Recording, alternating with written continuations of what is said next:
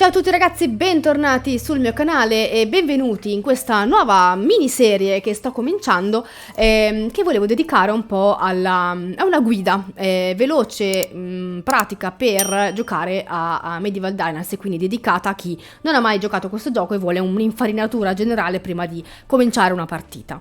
Allora, dedicherei il primo episodio alla base proprio delle informazioni, quindi che tipo di gioco è, come magari cominciare la prima partita. Allora, che tipo di gioco è? È un survival che ha delle componenti molto forti di city builder, però non è il classico city builder nel quale da spettatore esterno praticamente costruisci un villaggio, ma il personaggio che andremo ad interpretare farà proprio parte di questo villaggio, quindi potrà camminare tra le vie, costruire le vie ovviamente, perché dovremo costruire da capo un intero villaggio a partire dalla prima casa che sarà la nostra.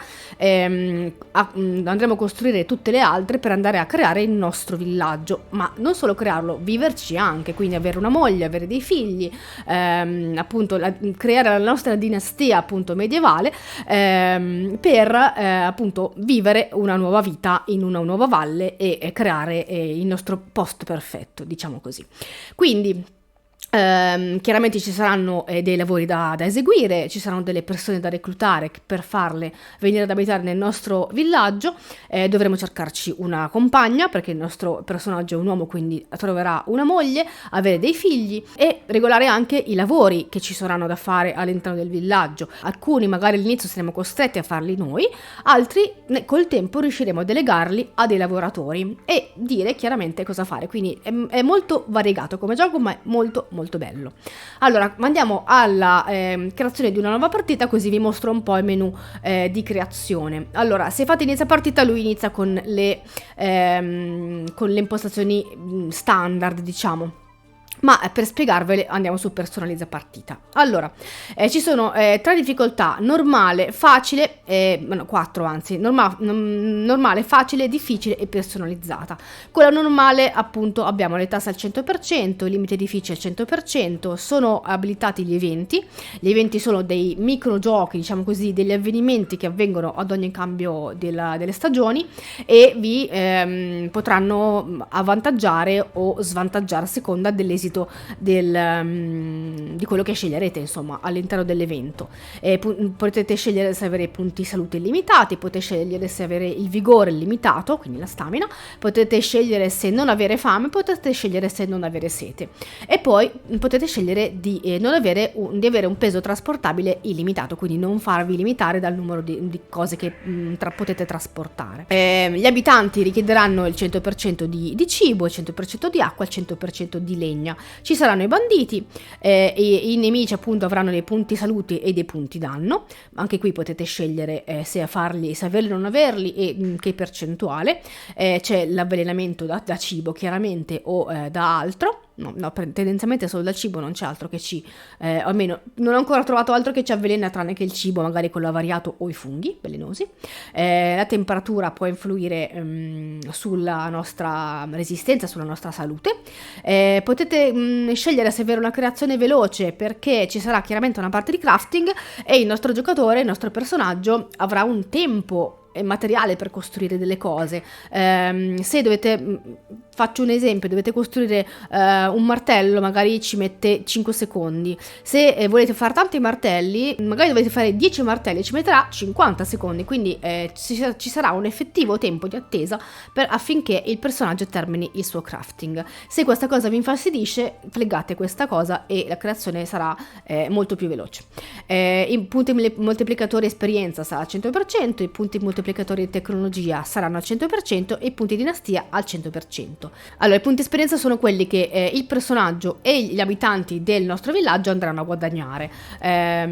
Quindi il nostro personaggio guadagnerà punti esperienza sia dall'attività che svolgerà lui stesso, sia dall'attività svolta dai componenti del villaggio, in sostanza. Punti tecnologia, anche in questo caso sono punti legati alla tecnologia disponibile per il nostro villaggio, quindi a cosa potremo costruire. Più tecnologia guadagneremo e più edifici saranno a disposizione da poter costruire o utensili, arnesi da poter creare. Punti dinastia, questi è un punteggio che ci servirà per reclutare abitanti, quindi più punti dinastia avremo e più potremo invitare personaggi, quindi persone nuove nel nostro villaggio. In ultimo c'è oggetti a terra non marcisco, quindi se desiderate lasciare a terra tutto e far sì che non vadano a male, flegate questa opzione. Ultima cosa da controllare, che non ho nominato ancora, è la lunghezza delle stagioni. La lunghezza delle stagioni è personalizzabile in qualsiasi modalità. Non vi consiglio di tenere una lunghezza delle stagioni molto lunga, anche perché una stagione nella modalità standard dura 3 giorni e sono più che sufficienti per fare tutto quello che dovete fare, anzi per certi versi potrebbero sembrare anche troppo lunghi a lungo andare, chiaramente con la partita. È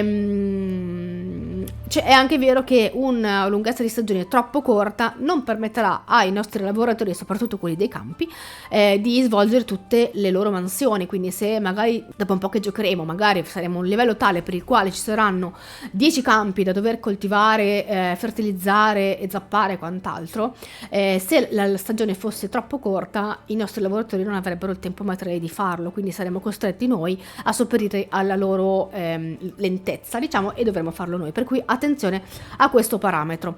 Non andrei ad allungarlo perché sennò gli anni durano troppo e noi invece desideriamo che gli anni passino, soprattutto quando saranno i figli a dover crescere e quindi prendere le redini del nostro villaggio. Troppo corta, attenzione, quindi io tendenzialmente vi consiglio di lasciarlo a 3 perché così non si sbaglia. Le altre due difficoltà, quindi difficile si va quasi tutto al 200%, quindi tutti i valori vanno al 200%, e nella parte facile va tutto al 50%, quindi tutto